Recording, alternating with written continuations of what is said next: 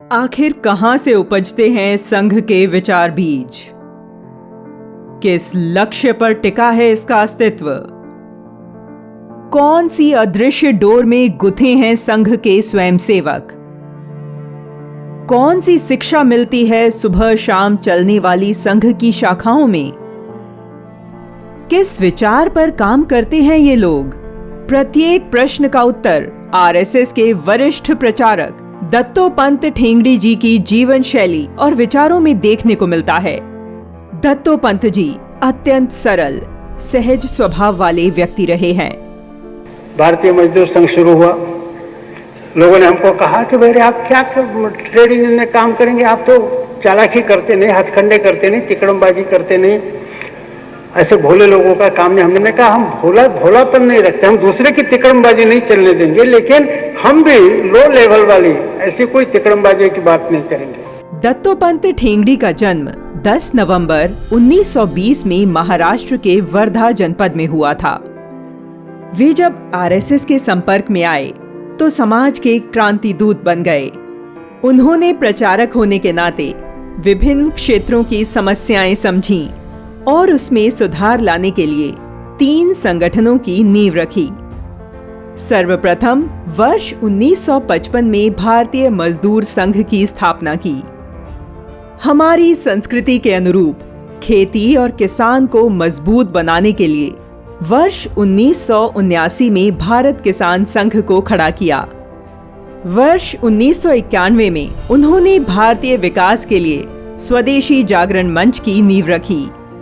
वर्तमान में तीनों ही मंच अपने अपने माध्यम से भारत के सर्वांगीण विकास में अपना महत्वपूर्ण योगदान दे रहे हैं। दत्तोपंत ठेंगड़ी जी भारत के विकास में पश्चिम की संस्कृति को सबसे बड़ी बाधा मानते थे।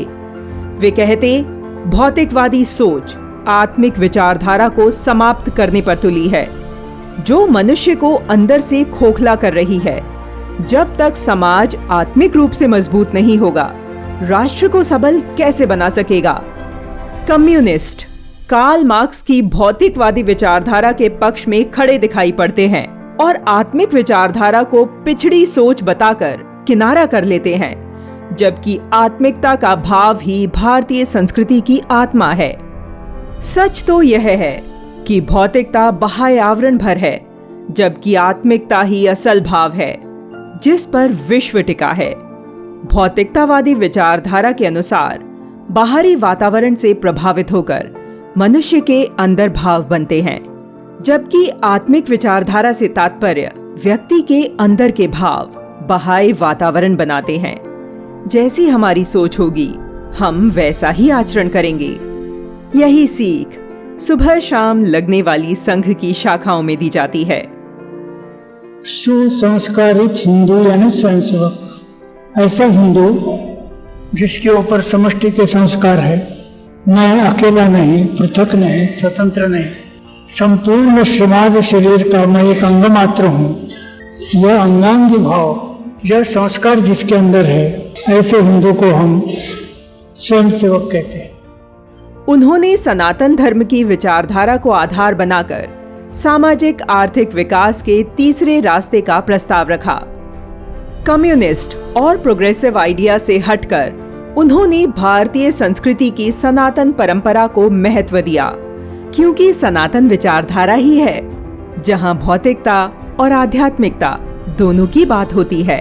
यहाँ गणपति को सबसे पहले पूजने की परंपरा है।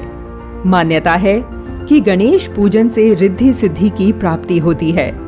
रिद्धि भौतिक समृद्धि, जबकि सिद्धि आध्यात्मिक समृद्धि है।